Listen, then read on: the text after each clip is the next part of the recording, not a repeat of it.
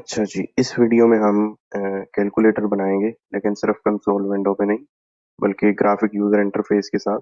जब हम सब लोग नई नई प्रोग्रामिंग सीखते हैं तो हमें बड़ा शौक होता है उस चीज़ का कि हम उसे जो असल उसकी फॉर्म जिन जिन फॉर्म्स में चीज़ें इस्तेमाल होती हैं उन फॉर्म्स में प्रोग्राम करें, लेकिन हमें पता नहीं होता उस टाइम कि ग्राफिक यूजर इंटरफेस बनता कैसे है। तो पाइथन में वो बहुत सिंपल है उसे इम्प्लीमेंट करना। सबसे पहले हम उसकी लाइब्रेरी इंपोर्ट कर लेंगे फ्रॉम इंटर इंपोर्ट।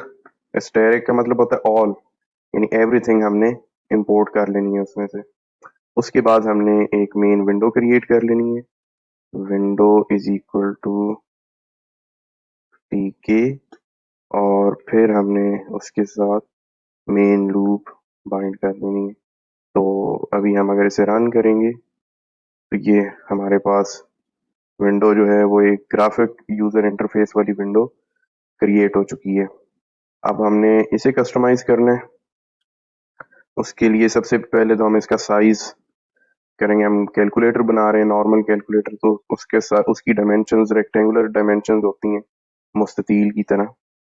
तो हम यहाँ पे कुछ टेस्ट करके देखते हैं। 350 क्रॉस 450 में भी ये ऊपर आना था। ये मेरा ख्याल है कुछ कैलकुलेटर की फॉर्म जो है ना यहाँ पे बन रही है। इसे थोड़ा सा इसे और मॉडिफाई करें। 470 मेरा ख्याल है ये ठीक बन गया।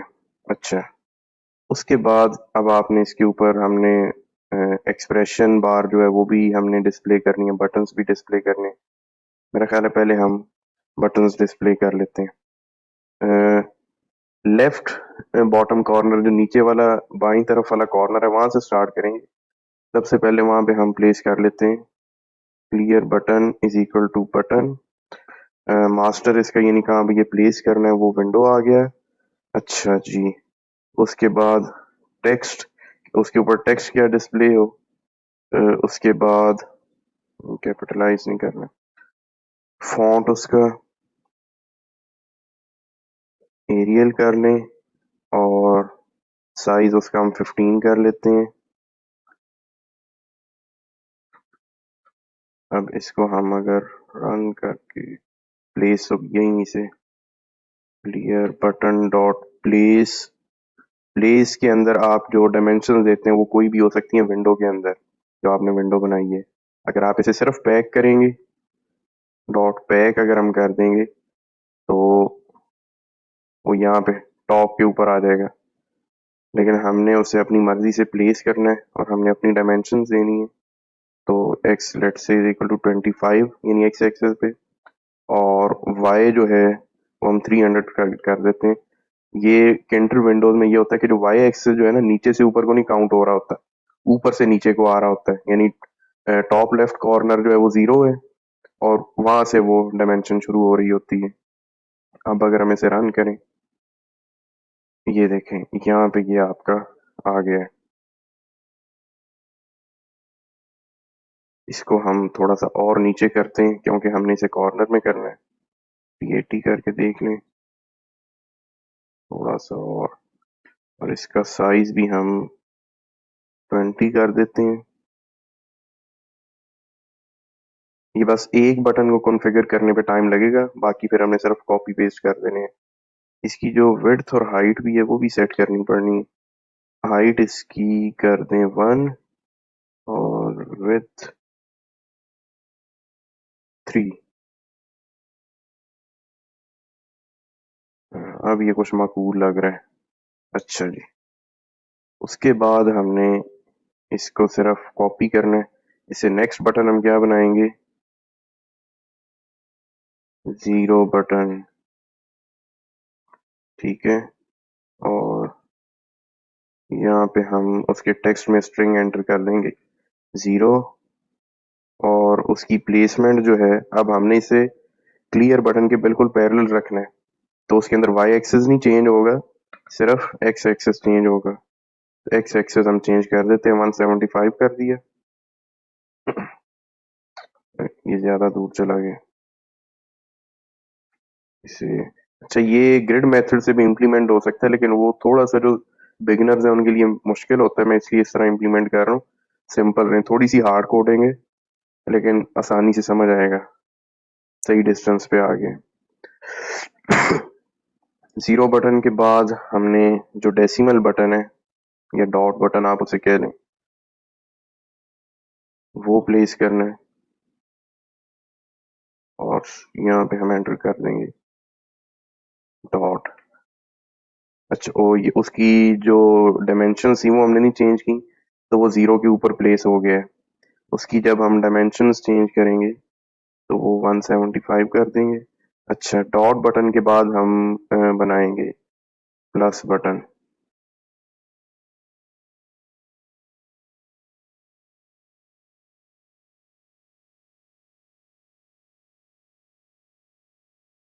और इसी तरह इसकी भी जो डायमेंशन है, एक्स एक्सिस इसका चेंज कर देंगे, वाई एक्सिस इसका सेम रहना है। तो ये आपके पास एक जो रो है बटन्स की वो कंप्लीट हो गई है।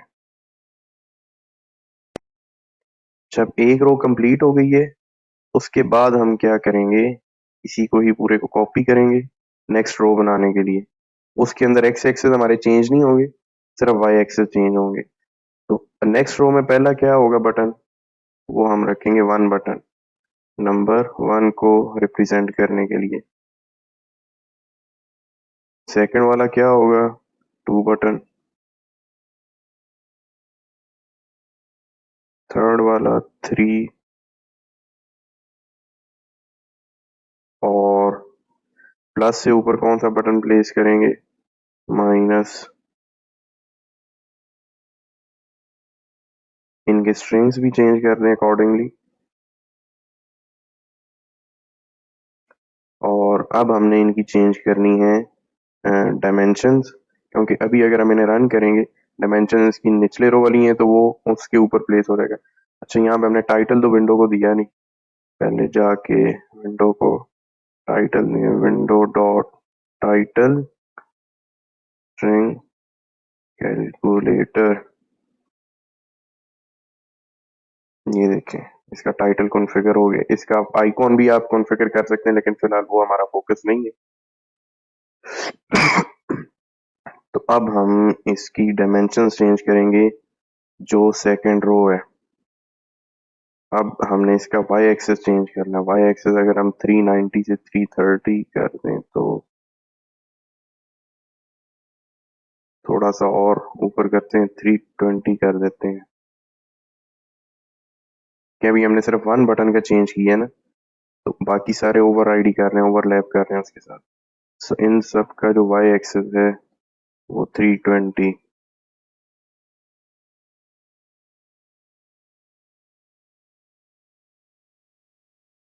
ठीक है, बाकी जो सारी वो हैं रोज हैं वो हमने ऐसे ही कॉपी पेस्ट करके बनाते जाना है बटन।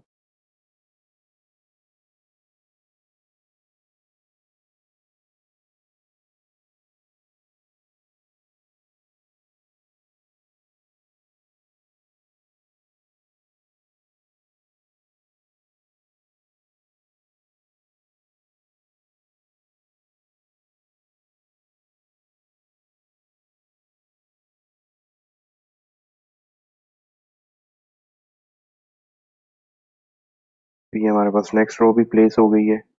अब हम इससे ऊपर वाली रो पे 7 8 9 और डिवाइड वाली रो पे चलते हैं।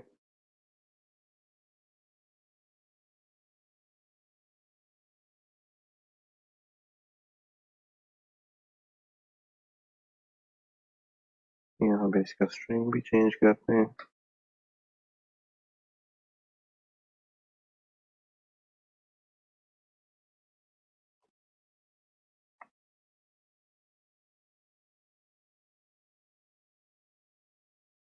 यहाँ पे किस चीज का एरर आ रहा है,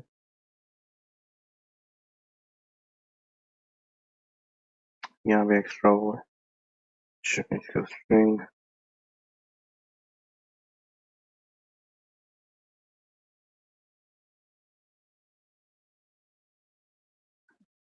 और यहाँ पे आ जाएगा डिवाइड बटन। बहुत स्लो स्लो चल रहा हूँ चीज़ों को लेके ताकि सबको समझ आ जाए। अच्छा, आपको मुबारक हो, हमारी कोड लाइंस की जो है सेंचुरी भी हो चुकी है। तो अभी जो लास्ट हमने रो बनाई है उसकी डायमेंशन हम चेंज कर देते हैं। 250 के बाद 180 कर देते हैं इसे।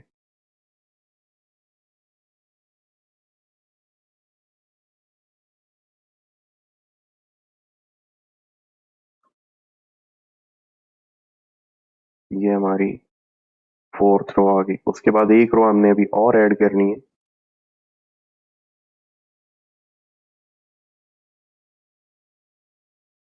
जो नेक्स्ट रो हमने ऐड करनी है वो होगी पेरेंथेसिस की और डिलीट बटन की और इक्वल बटन की। तो सबसे पहले तो हम लेफ्ट पेरेंथेसिस बटन क्रिएट करते हैं। वहाँ पे उसका स्ट्रिंग ये बना दिया, क्योंकि ये भी रिक्वायर्ड होते हैं जब आप एक्सप्रेशन ऐड करते हैं। तो उसे कोई बड़ा एक्सप्रेशन है उसके अंदर तो रिक्वायरमेंट होगी इनकी। नहीं तो फिर तो हमारा कैलकुलेटर बिल्कुल थका हुआ होगा अगर ये हम ऐड नहीं करेंगे।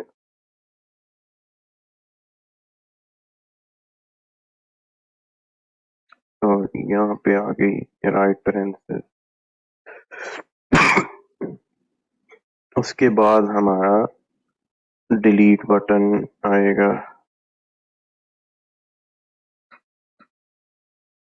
डिलीट बटन और यहाँ पे हम उसका टेक्स्ट डाल देते हैं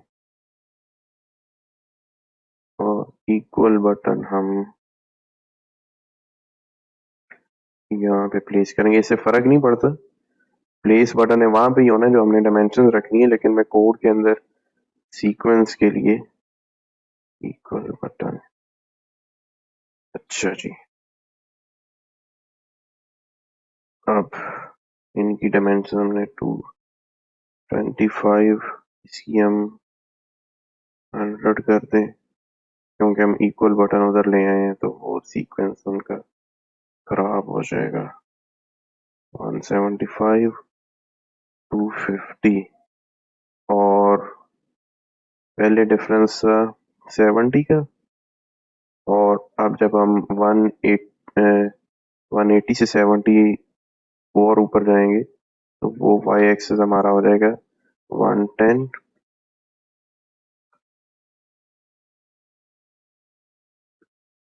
हम इसे रन करते हैं तो ये देखें हमारे जो बटन है सारे वो प्लेस हो गए, लेकिन अभी कोई फंक्शन नहीं कर रहे क्योंकि हमने इनके फंक्शन बनाए ही नहीं है। तो लेकिन सबसे पहले हम फ्रंट एंड वाला काम कंप्लीट कर लें तो उसके बाद हम बैक एंड पे जाएंगे।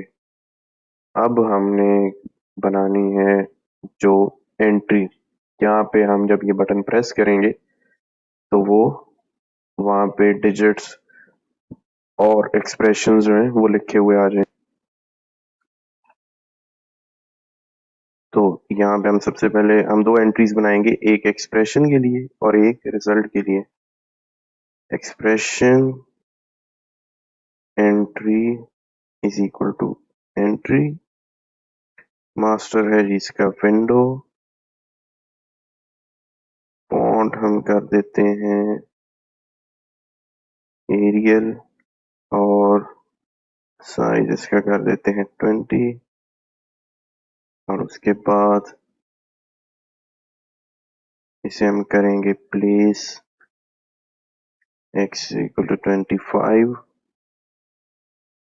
And y is equal to 10। अब अगर हम इसे रन करें, ये देखें ये हमारे पास यहाँ पे हम कुछ भी टाइप कर सकते हैं कीबोर्ड से, लेकिन बटन हमारे अभी कुछ टाइप नहीं करेंगे।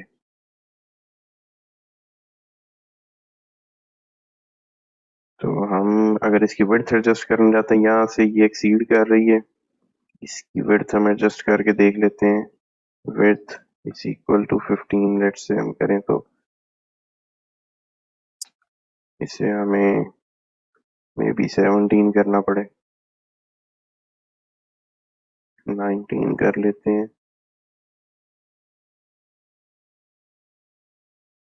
शायद ये कुछ मुनासिब लग रहा है। मैं फ्रंट एंड पे इतना अच्छा नहीं हूँ, तो बस गुजारा ही है। अच्छा, अब उसके बाद हमने एक और एंट्री प्लेस करनी है, वो है जी रिजल्ट एंट्री। रिजल्ट एंट्री जो है आपकी तो एंट्री मास्टर उसका विंडो फ़ॉन्ट एरियल और साइज हम उसका कर देंगे 30। फिर हम उसे कर देंगे प्लेस मेन विंडो में x is equal to 25 and y is equal to let's say 50 कर दें और रन करेंगे। ये आपकी अच्छा ये भी अभी एक्सीड कर रही है लेंथ में भी, तो थोड़ा सा नीचे भी करते हैं। विड्थ विड्थ हम इसकी भी एडजस्ट करेंगे। Width is equal to let's say 9, ज्यादा छोटी हो गई है।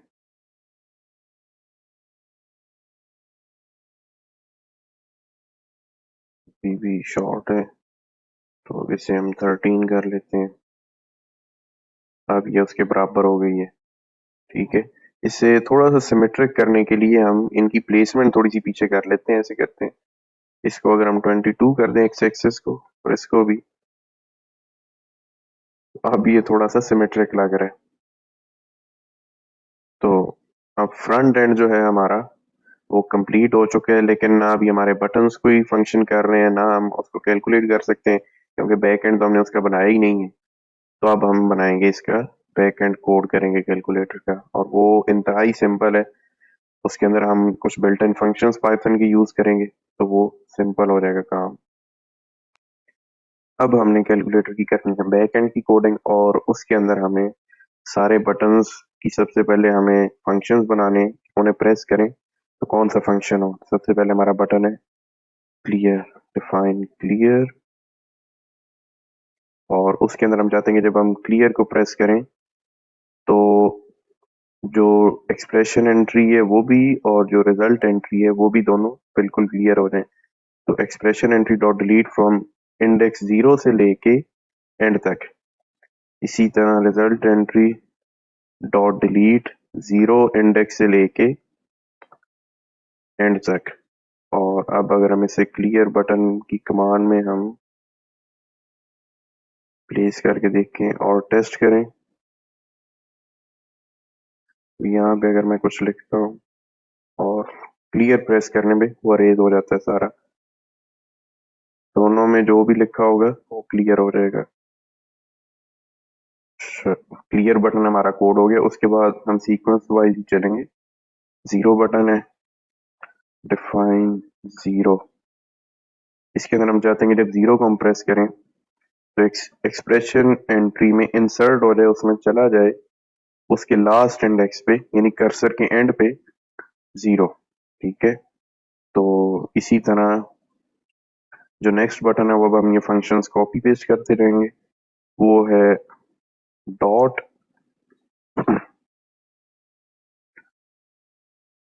और डॉट के बाद है हमारा प्लस बटन।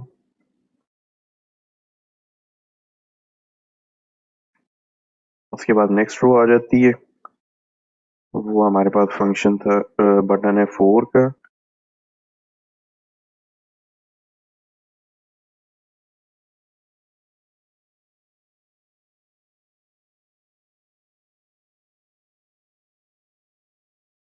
तो नेक्स्ट रो के भी हमने फंक्शन डिफाइन कर लिए हैं। उसके बाद 7 फंक्शन, एक्सप्रेशन एंट्री में 7 इंसर्ट हो जाए। 8 फंक्शन,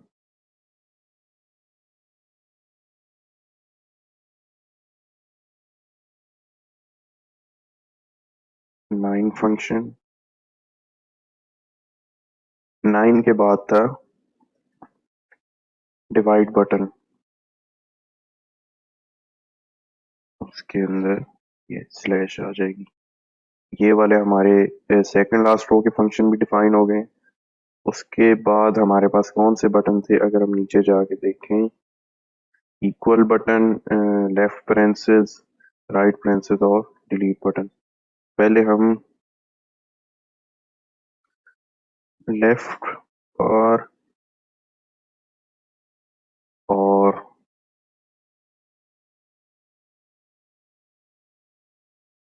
ये डिफाइन कर लेते हैं। इक्वल और डिलीट का हम बाद में डिफाइन करेंगे।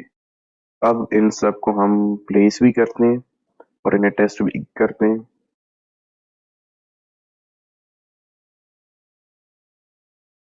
क्लियर बटन के अंदर हमने प्लेस किया हुआ है कमांड इज इक्वल टू 0, जो हमने वहाँ बटन डिफाइन फंक्शन हमने डिफाइन किया हुआ है। Command is equal to dot.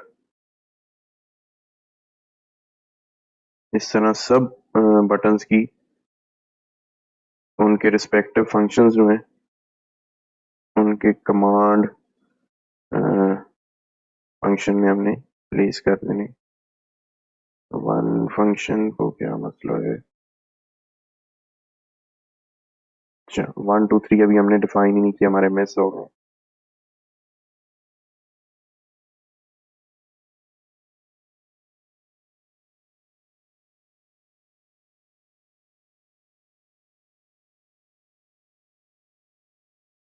अच्छा, तो ये अब इन सारे बटन्स के हमारे पास फंक्शन, हमने उनकी कमांड फंक्शन में हमने प्लेस कर ली है।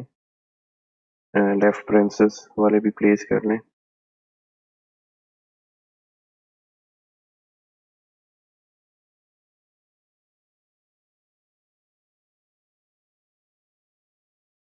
अब हम इन बटन्स को करते हैं टेस्ट।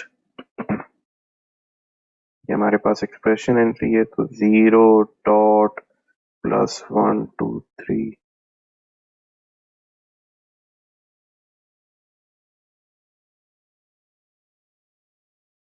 ये सारे बटन्स जो हैं अब ये फंक्शन करने लग गए हैं। लेकिन अभी इक्वल बटन कुछ नहीं करेगा, ना कोई डिलीट बटन कुछ कर रहा है, क्योंकि अभी हमने उनको कोड ही नहीं किया। तो अब हम इनको कोड करेंगे।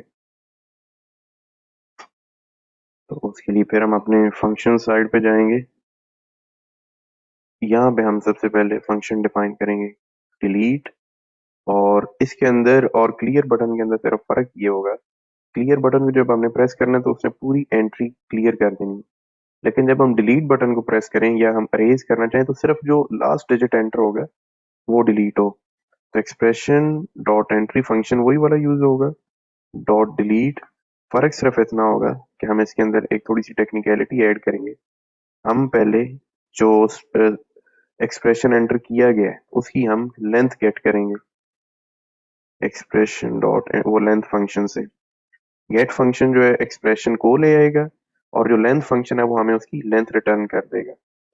तो क्लियर बटन में हमने क्या किया था, इंडेक्स 0 से लेके एंड तक हमने सब कुछ डिलीट कर दिया। डिलीट बटन में हमने ये करना है, हमने इंडेक्स 0 से डिलीट नहीं करना, हमने डिलीट करना है जो उसकी टोटल लेंथ एक्सप्रेशन की, लेट से उसकी लेंथ है 5, ठीक है। एक्सप्रेशन की जो लेंथ 5 है उसमें से अगर हम 1 माइनस कर दें तो वो हो जाएगा 4। तो इंडेक्स 4 से लेके एंड तक, अब 5 में जब हम फोर्थ इंडेक्स से एंड तक डिलीट करेंगे तो वो सिर्फ लास्ट वाला डिजिट डिलीट होगा। अब हम इसे इधर जाके ऐड भी कर देते हैं डिलीट बटन की कमांड में। ठीक हो गया। अब हम इसे करेंगे टेस्ट। लेट्स से 1 2 3, ये देख एक एक करके डिलीट कर रहा है। अगर हम क्लियर बटन को प्रेस करते हैं तो वो पूरा डिलीट कर देता है, लेकिन अगर हम डिलीट कर रहे हैं तो वो एक दफा हम प्रेस करेंगे वो एक को ही डिलीट करेगा। तो ये हमारे डिलीट बटन की कोडिंग हो गई है। उसके बाद अब हमारा सिर्फ रह गया इक्वल बटन। अब हम डिफाइन करेंगे इक्वल बटन का फंक्शन। उसके अंदर सबसे पहले तो जो एक्सप्रेशन एंट्री में जो जो भी एक्सप्रेशन है वो हमने गेट करना है, क्योंकि हमने उसे सॉल्व करना है। एक्सप्रेशन एंट्री डॉट गेट, ठीक हो गया। उसके बाद जो रिजल्ट आएगा वो कैसे आएगा, उसके लिए हम पाइथन का एक बिल्ट इन फंक्शन यूज करेंगे एवेल। एवेल क्या करता है कि एवेलुएट इसकी फुल फॉर्म है, जो भी आप इसे मैथमेटिकल एक्सप्रेशन देंगे वो उसे सॉल्व करके उसका रिजल्ट आपको दे देगा। अच्छा, हमारे पास रिजल्ट आ गया। ठीक है, अब हमने इसे डिस्प्ले भी करवाना है, तो उसके लिए हम इसे इंसर्ट करवा देंगे रिजल्ट वाली एंट्री में। तो result entry dot insert from zero index, और ये वाला जो रिजल्ट है वो हमने यहाँ इंसर्ट कर। अब हम इसे टेस्ट भी करते हैं। ये हमारा आ गया कीबोर्ड। लेट्स से 2 + 2 मल्टीप्लाई के ऊपर एरर दे रहा है, इसका हमने शायद फंक्शन ही नहीं डिफाइन किया, तो ऐसे मिसिंग हो जाती है। खैर कोडिंग ऐसे ही होती है, कोई मसला नहीं है। तो 6 के बाद डिफाइन, हमने उसकी कमांड में एंट्री कर दी है, लेकिन इधर हमने डिफाइन नहीं किया। Expression entry dot insert at the end index static.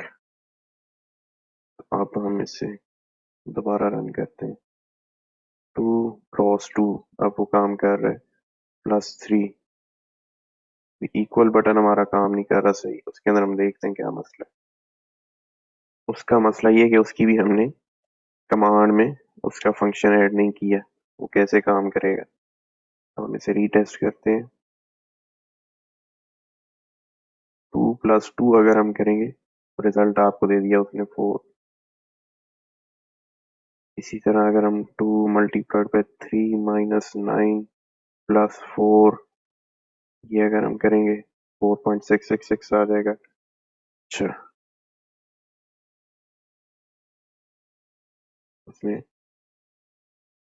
री एंटर कर दिया। एक चीज इसके अंदर और करने वाली रहती है कि जब भी हम इक्वल प्रेस करें तो रिजल्ट इंसर्ट करने से पहले एक दफा वो रिजल्ट एंट्री को क्लियर कर दे, नहीं तो वो ओवरलैप करता रहेगा डिजिट्स को। Dot delete from index 0 to end. अब हम इसे टेस्ट करते हैं। 2 + 25 = 27। हम क्लियर करते हैं, ब्रैकेट्स को भी यूज करके देखते हैं। 2 × 2 + 9, तो ये आपको रिजल्ट दे रहा है 4 + 9 = 13। एक चीज जो अभी इसके अंदर मिसिंग है वो हमारे पास ये है कि कुछ एरर भी आ जाते हैं कैलकुलेटर पे। लेट्स से हम किसी चीज को, किसी डिजिट को 0 से डिवाइड करते हैं, तो ये आपको पता है कि ये अनडिफाइंड है, नॉट अलाउड है मैथमेटिकली। तो यहाँ पे मैं कुछ नहीं डिस्प्ले करूंगा, लेकिन टर्मिनल पे मैं अगर आपको शो करूं तो ये आ रहा है 0 डिवीजन एरर आ रहा है। इसको हम कैसे टैकल कर सकते हैं? इसको हम टैकल कर सकते हैं एक्सेप्शन हैंडलिंग से। उसके लिए हम क्या करेंगे कि जो ये वाला हमारा ब्लॉक है इसे हम ट्राई ब्लॉक में ले जाएंगे। ट्राई, ठीक है, और उसके बाद एक्सेप्ट 0 डिवीजन एरर। अगर 0 डिवीजन एरर हो तो रिजल्ट एंट्री में इंसर्ट हो जाए इंडेक्स 0 पे मैथ एरर। अक्सर साइंटिफिक कैलकुलेटर्स पे यही वाला एरर आता है, उन्होंने उसको मैथ एरर का नाम दिया। अब अगर हम इसे रन करते हैं तो 2/0 मैथ एरर, देखिए हमने उसे मजीद बेहतर कर लिया अपने कैलकुलेटर को। एक चीज और है, वो है सिंटेक्स एरर। यहाँ पे भी अगर हम लेट्स से सिंटेक्स एरर बनाएं, 2 ब्रैकेट × 9, इसका भी यहाँ पे रिजल्ट कोई नहीं आ रहा, लेकिन ये यहाँ पे टर्मिनल में उसका सिंटेक्स आ रहा है कि the parenthesis was never closed। इसको कैसे हैंडल करना है, इसका भी एक बड़ा एलिगेंट वे है। जैसे हमने वो एक्सेप्शन हैंडलिंग की, उसके लिए हमने सिंटेक्स एरर की भी एक्सेप्शन हैंडलिंग करनी है। उसके लिए पहले हमें एक लाइब्रेरी इंपोर्ट करनी पड़ेगी। इंपोर्ट sys, लाइब्रेरी इंपोर्ट करने के बाद हम सेकंड एक्सेप्शन ऐड करेंगे। except if sys dot execute underscore info index zero का मतलब है कि वेरी लास्ट एरर जो हमारे पास आया है उसका नेम अगर इक्वल आए सिंटेक्स एरर के तो हमने क्या करवाना है, फिर हमने रिजल्ट एंड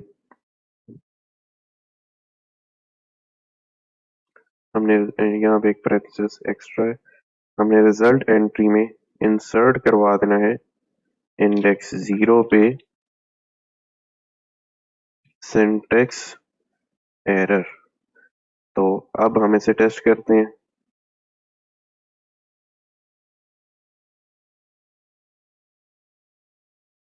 अब हमारे इस एक्सप्रेशन का कोई मीनिंग नहीं बन रहा, तो अभी भी इसके अंदर कोई इशू आ रहा है, और वो इशू ये कि इस फंक्शन की हम पैरेंथेसिस भूल गए। अब हम इसे रीरन करते हैं। ये छोटी छोटी चीजें मैटर करती हैं। कोड में भी सिंटेक्स एरर होगा तो वो भी नहीं चलेगा, तो कैलकुलेटर कैसे चलेगा।